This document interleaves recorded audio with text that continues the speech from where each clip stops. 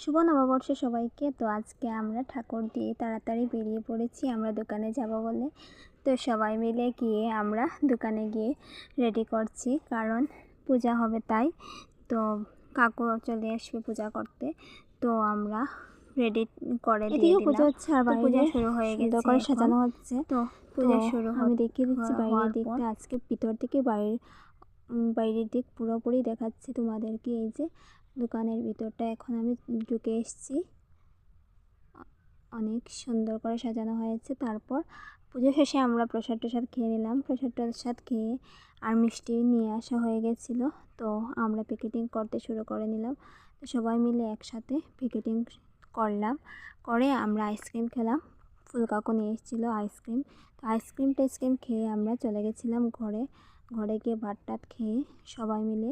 তো আবার বাড়িতে আসবো বলে